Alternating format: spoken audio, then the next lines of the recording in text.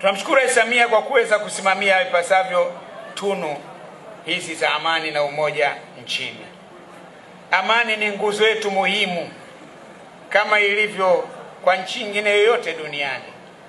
Ili tuweze kuendelea kusonga mbele katika nyanja zote za maisha ya nchi na binadamu na raia wake, hatuna budi kuendelea kudumisha amani. Hali kadhalika, umoja ndio nguvu ya kutuwezesha kuyafanya yale tunayoyakusudia.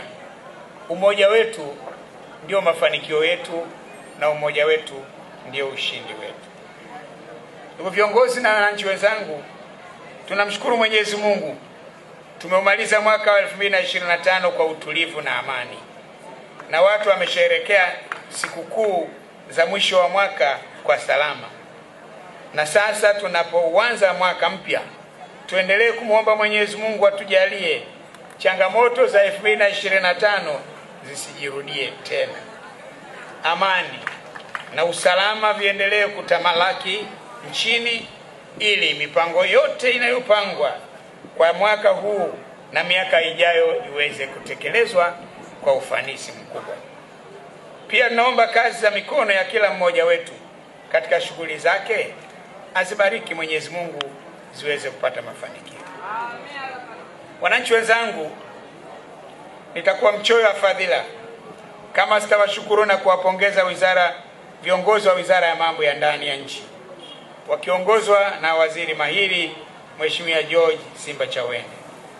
Kwanza Mheshimiwa Waziri, na kupongeza kwa kuaminiwa na kuteuliwa na Rais Samia kushikia nafasi ya juu ya uongozi wa wizara yetu yote. Pili, na kupongeza kwa kazi nzuri unayoendelea kufanya katika kusimamia na kuhakikisha utekelezaji wa majukumu ya wizara, idara na taasisi mbalimbali zilizoko chini ya wizara hiyo. Serikali ya awamu ya 6 ya Jamhuri ya Muungano wa Tanzania inayoongozwa na Dr. Samia Suluhu Hassan imedhamiria kuhakikisha watumishi wa umma wanaishi katika makazi bora, jambo ambalo litawahamasisha kutekeleza majukumu yao kwa ufanisi zaidi.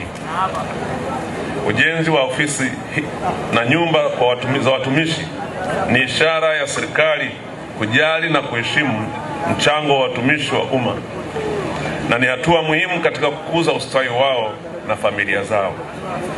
Hivyo ninaomba kuwasihi askari mtakaotumia nyumba hizi, muwe wazalendo kwa taifa lenu kwa kuongeza tija katika utendaji wa kazi na kuhakikisha mnazitunza nyumba hizi.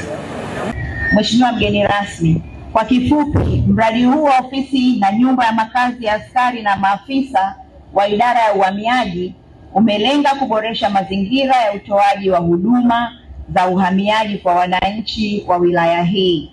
Aidha, kukamilika kwa ujenzi huu umeimarisha mazingira bora kwa askari na maafisa wa idara ya uhamiaji wanaofanya kazi katika wilaya hii. Mradi huu unajumuisha jengo la ghorofa moja kwa ajili ya